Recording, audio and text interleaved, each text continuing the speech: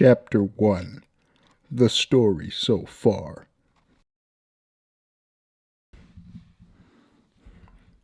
I've been many places and done many things, but I'm mostly a writer. I was living with John after moving back from Japan, and he had this idea for a space trucker film, in which there would be a trucker in space, and he'd pick up a hitchhiker, and they'd go on wacky adventures.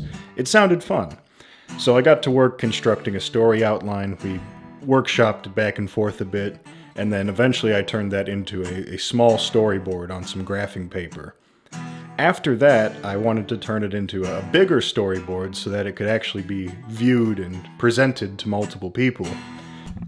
And I thought it would be a really good idea to do that on some poster boards so that I could split up the storyboard into sections and stack them up and transport them easier. Come to find out that they're actually really bulky, thus becoming quite difficult to transport. But it was my first attempt, so you can't blame me. Don't even try. Don't even try. Eventually, however, we thought that perhaps this project wouldn't be a great first project because it's a space movie. We would need models and green screen and special effects, maybe even CG. We just thought if we did this, it wouldn't be as good as if we took our time, did a smaller project, and then came back to it once we had more experience and knowledge, and so on and so forth. So, while I was going for my master's, I wrote this short story called Pizza Hell, which is about this lactose-intolerant food critic who is forced to eat a very, very big pizza. And we thought this might be a fun idea for our first, easier film.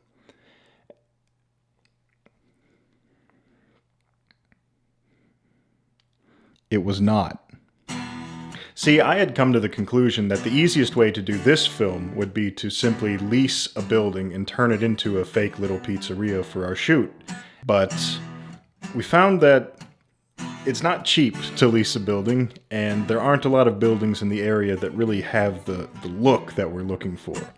In addition, we thought it might be possible that in filming and in encountering the potential unexpected problems that occur with creating a movie, especially your first movie, we might overstay our lease and have to re-lease, and that's a real daunting possibility. So again, we thought, what if a feature-length film is too much? What if a full movie is just too much for our first project?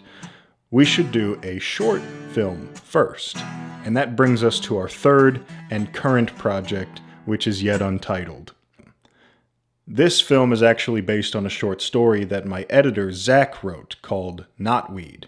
We've changed it quite a bit from the short story to the screenplay/storyboard, so it is significantly different from his original vision, but he did work with me in making the changes, so hopefully some of the original spirit is still in there. But regardless, this is what we're going with now, and it's essentially about a depressed guy named Lloyd who paints paintings for businesses for a living, like hotels and stuff like that.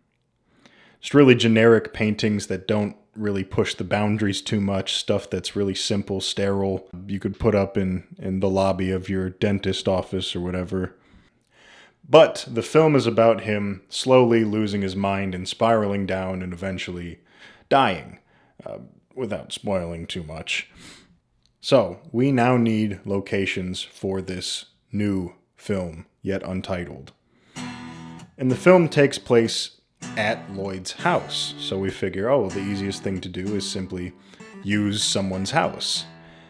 Well, we don't have access to a lot of houses. We don't have a lot of people that are willing to let us bumble about and make a mess and film in their house. So one of the early ideas was to go out to this farm where we would be able to use their backyard and some of the rooms and this weird little shed they had. It wasn't ideal, but I thought for a while that perhaps I could make it work. Eventually, though, I was looking over the storyboard, looking at the shots and what we had to work with, and I just realized, it's really not gonna work. It's really not gonna look like someone's house. It's not gonna look real. So we decided to move on from that. And coincidentally around the same time, Drew and later Mason moved into a new house together.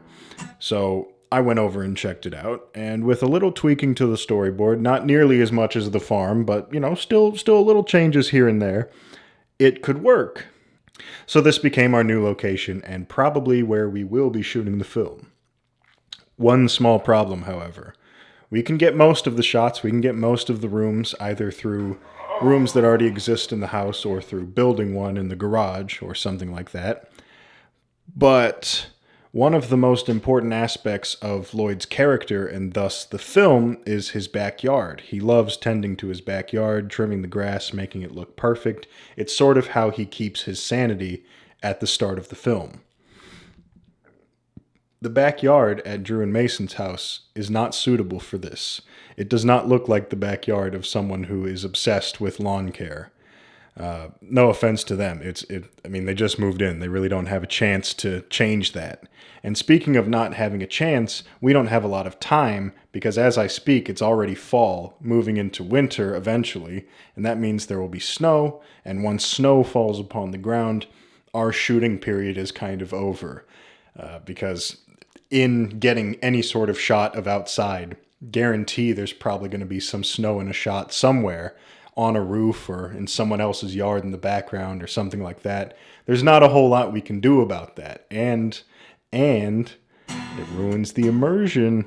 Immersion's over when someone sees some snow and I'm trying to tell you, hey, this is summer or this is spring or whatever. I can buy sod to get a perfect grass look. I can get a patch of sod and point the camera at that and say, ooh, look at how well he takes care of his lawn. But if I pan over and there's a clump of snow there, you know that something's going on here. You know that this shouldn't be. This beautiful, vibrant green grass should not be next to snow. Thus, we come to our current dilemma, the current split in the path. My idea right now is to try to calculate how much sod I would need, how much I could gather up and just try to do the shots with. Problem being that because the location has changed and it doesn't exactly match the storyboard anymore, I don't entirely know how much of that backyard or how much of the grass in general will be showing from shot to shot and how much I need to cover or potentially just purchase in terms of the sod in general in order to make sure that everything is consistent, right? Because I don't want a lingering shot of the non-sod grass once I've decided to go the sod route. And the other potential route that this can go, the other way the path splits, is of course just waiting until next year, waiting until things get warm and green again, which I really don't want to do. I have tried to avoid as best as possible. But if it means rushing things and making the movie poorly, I really would rather just wait. We'll probably be more experienced and more prepared by then anyway, and we can continue, I guess, goofing around on Skeleton Felon in the meanwhile. In order to discover exactly what our fate will be in regards to that whole situation, I'm going to have to do a little research.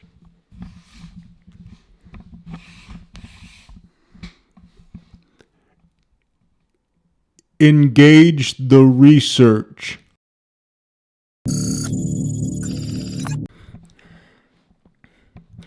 All right, let's take a look here. Now, I've got this shot of Lloyd sitting in the grass, kind of a test shot, and Mason, the guy playing Lloyd, is around 5'11". So, if we take that, and he's scrunched up in the image, but if we kind of flatten him out, I actually don't know how to do math, so I think that this is approximately about 7 feet by like 8 feet. So not too much sod, I don't think. And then, this next shot is very overexposed, obviously, but this is kind of what we'll see for a lot of the film, so it is very important. And that region, based on earlier calculations, is about 14 by 47 feet, just on the side there, on the right of that garden, which will also be a problem. We'll have to do something with that garden. So there's that to keep in mind. And, well, I guess also to the side. And it's kind of looking like I'm gonna have to sod the whole backyard. And the logistics of that, getting the film done before snow falls, and the budget.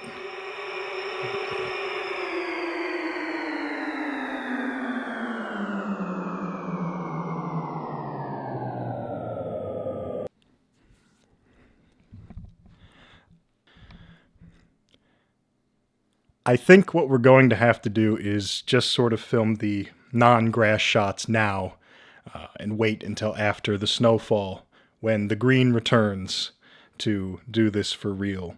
I think even if we get sod, it'll be tricky to keep things on schedule and not have snow in the shot or something. So, I guess I'll just keep mixing up sticks, drinking from the sludge cup, doing my thing until times change. But I guess that means for now we are strapped in, so look forward to more Skeleton Felon.